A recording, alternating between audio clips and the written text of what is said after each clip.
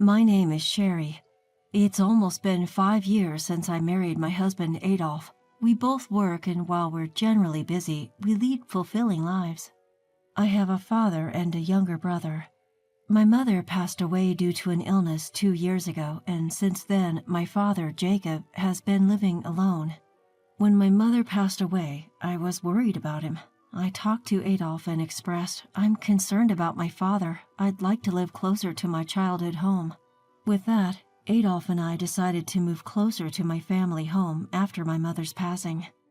We could have moved in with Jacob, but he declined our offer. When I suggested, "Dad, I worry about you living alone.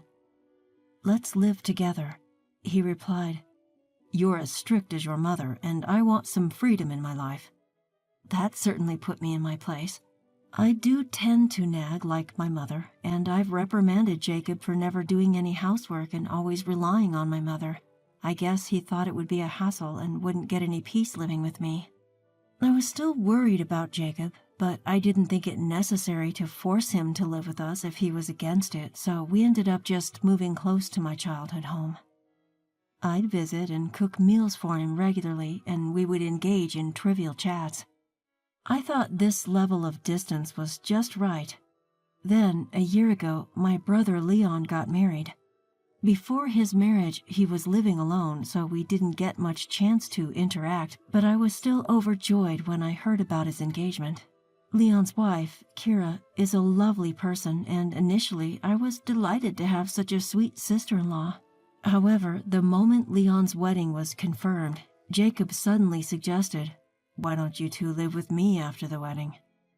Despite him refusing my proposal earlier, even though I was taken aback, I knew Jacob adored Leon, so his suggestion wasn't surprising. Indeed, Kira was much kinder to Jacob, very different from me. Jacob would repeatedly mention how sociable and adorable Kira was, but the person who was not particularly thrilled with this was Kira herself. Of course, she didn't openly express her discomfort in front of Jacob, but when they got home, she apparently said to Leon, "I'm not too keen on living with your father. I'd rather live with my mother." Leon wasn't too thrilled about living together either, given that they had just gotten married, so the idea of them moving in with Jacob was eventually dismissed. A few months after that, when I visited my family home for the first time in a while, I noticed something odd about Jacob. Jacob, who usually has breakfast at 7 a.m. and lunch at noon, was eating his meal around 10 a.m. when I arrived. "Dad, are you having a late breakfast today or an early lunch?" When I asked him, he said it was breakfast.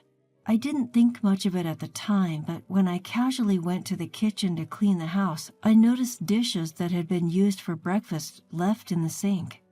Jacob always did the dishes before bed, so these dishes couldn't have been from last night. They were from this morning. Feeling something was off, I asked Jacob again, "Father, the dishes are in the sink. Didn't you have your breakfast?" At that, Jacob suddenly slammed the table and stood up and shouted, "What, are you trying to say that I'm losing it?" Saying so, he turned beet red and got mad at me. Sure, Jacob was hot-tempered, but I'd never seen him this unreasonable before, so I was stunned. Then, as quick as a flash, Jacob's face relaxed. "I gotta fix breakfast," he said, picking up the dishes we'd just finished eating off of and headed for the kitchen. I thought it was definitely strange, so I suggested Jacob go to the hospital. However, he stubbornly refused.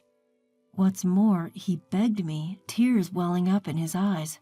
"Don't tell Leon and the others, please," he pleaded. I suppose Jacob felt something was off about himself. Not wanting to worry his beloved son and daughter-in-law, he strongly resisted sharing his symptoms with Leon and the others. I consulted Adolf many times, but in the end, we decided it was best to respect Jacob's wishes, so I never told Leon and his family about Jacob's cognitive issues. Despite our concerns, we suggested to Jacob several times that we should live together. However, Jacob didn't change his mind, insisting if I were to live with anyone, it'd be Leon and his family. That was all he would say. We would have loved to have lived with Leon and his family, but we couldn't ask them to do so without telling them about Jacob's condition. Adolf and I were at our wits' end. But about 2 months later, I got a phone call from Jacob at his home. He said cheerfully, "I've got something to tell you. Come over." Since Adolf had to work that day, I went over to his home alone. There, Jacob was with, surprisingly, Leon. "What's up? And why is Leon here?" When I asked that, Jacob answered with a broad smile. "Actually, I've decided to tear down this house and build a new one." "Wait, build a house?" When I asked again, Jacob nodded excitedly and said with a grin, "And it's going to be a 2-family house." "2-family? Why all of a sudden? Are you saying Leon and his family will live with you?" When I asked, Leon nodded. Thinking it's not exactly living together if it's a 2-family house, I grabbed Leon's arm, took him to the corner of the room, and asked quietly, "Hey, didn't your wife say she didn't want to live with you guys, and that she'd rather live with her own mother if possible?" "Oh, no worries there. After all, the one who suggested building this 2-family house was Kira." "What, really?" I'd always thought that Kira was against living with Jacob, so I never imagined that she was the one who planned this 2-family house project. Jacob showed me the floor plan, boasting to me, "Isn't it great?" More than that, I was unable to decipher Kira's intentions and was a bit worried. "Hey, did Kira really say okay? You guys aren't just pushing this on her, are you?" When I checked, both Jacob and Leon laughed. No, it was really her idea. She's worried about Dad." "You really got yourself a good wife, Leon. Unlike Sherry, Kira is adorable. You're a lucky guy." Saying so, they laughed out loud. Both Jacob and Leon insisted Kira suggested it. "Kira proposed we live together because she's worried about Dad." They were happy saying this, but I had a hunch. I just couldn't believe that Kira proposed this duplex idea purely out of goodwill. A few days later, I was called back to my family home to discuss the floor plans. Upon arriving, I found Kira was there too, and I decided to press her a bit. "Hey, Kira, are you really okay with this? Living together, I mean. You never seemed too keen on the idea." Upon hearing this, Kira smiled broadly and said, "Of course, I'm worried about my father-in-law. And as a daughter-in-law, I feel it's my duty to help as much as I can." She punctuated her statement with a power pose, arms flung out confidently. Watching her, Leon chimed in. "Sis, you worry too much. Or are you perhaps jealous of us moving into a brand new house?" Ha! His comment was somewhat jarring. "That's not it. I'm just concerned about potential arguments down the line." Upon hearing that, Jacob, trying to tease me, said, "Don't lie. You just want to live with us too, right?" "Sorry, but no way." Just show me the floor plans already. I'll look and leave." I sighed. While we were in the midst of this back and forth, Kira's phone rang. "I'm sorry, it's my mom. I'll take this outside," she said, and left the room. Jacob and Leon showed me the floor plan, bragging about this room and that detail for what felt like an eternity. Yet something about the floor plan nagged at me. "Hey, what's this big room for? Was it there when you showed me last time?" When I asked that, Leon began to explain. "Oh, that? Kira requested that room," Leon began. "She said we could use it freely and it could serve as a guest room when someone comes over." Jacob chimed in, seemingly impressed. "Kira really thinks of everything, huh? What a good kid." But something about that room didn't sit right with me.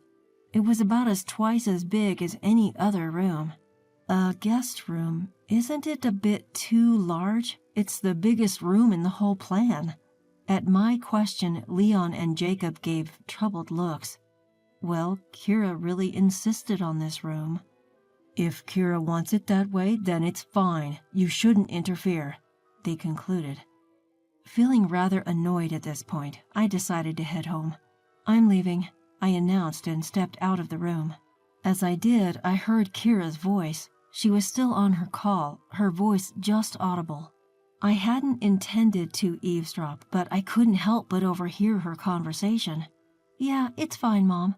I've made sure to create your room. Don't worry, they'll do as I say. Once you start living with us, I'll kick out the old man. She was telling her mother, clearly. I turned unconsciously toward her voice and our eyes met.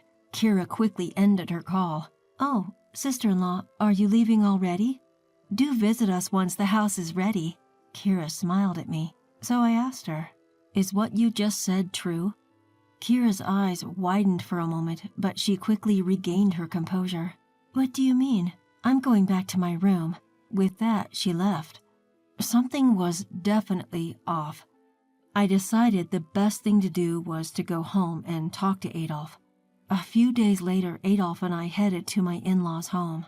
Of course, we had asked my brother-in-law and his wife to be there in advance. Sherry, you've called us all here. What's this about? Jacob asked, to which I answered straight to the point. Building a duplex house is a mistake. Kira will take it over and it'll be the end of it. My words left Jacob and Leon speechless. How can you say such a horrible thing? Kira pretended to cry, exclaiming. Seeing her reaction, Leon and Jacob glared at me. What's wrong with you? Why would you say such a thing? You just don't want us to live together, do you? Just leave. They yelled back at me.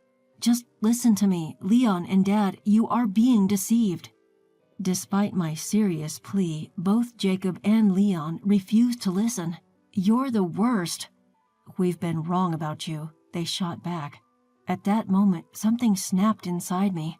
I slapped the table and spoke clearly to Leon and Jacob. Do you know that woman planned to bring in her mother after the duplex is built and kick Dad out, and you still want to build it? With that, Kira shuddered. Leon and Jacob, taken aback by the truth, muttered, No, it can't be true. Kira, you were worried about me and wanted to live together. They started mumbling. Kira, sensing trouble, quickly replied, Of course, it's all for you, Father. My mom has nothing to do with it. She tried to dodge the situation, but I wasn't going to let that happen. I had no choice but to reveal the truth to her. Okay, Kira, if you insist. But if you really want to build, buy the land of this house from me first. What? Kira was puzzled. You see, the land where this family home is built was originally my mother's, and I got it in exchange for helping Leon, who was in a financial crisis at the time. I'm not going to let you use this land for your selfish purposes. If you really want to do it, I'll sell it to you at double the price. If you're really worried about Jacob and want to live together, you can afford that much, right? With that, Kira fell silent. Jacob shouted, Then I'll pay. Isn't that enough? That's when Adolf, who had been silent all this time, finally spoke. Dad, Leon, I hate to say this, but even if Sherry is hated by both of you, she's trying to protect you. If things go Kira's way and her mom moves in and Dad gets kicked out, Leon, can you take responsibility? Adolf's calm and steady statement was strikingly credible, and both Jacob and Leon were stunned into silence. Seeing this, Kira, unable to stand it any longer, started to make a fuss. Leon, you don't believe them, do you? She started arguing. Kira directly addressed me. Stop making absurd accusations. I'm not planning on letting my mom live here. So I asked Leon, Leon, can I borrow your mobile phone? I've got this. Huh? Just trust me. I'll call Kira's mom and see what's going on. Upon hearing that, Kira turned pale and yelled, No, stop!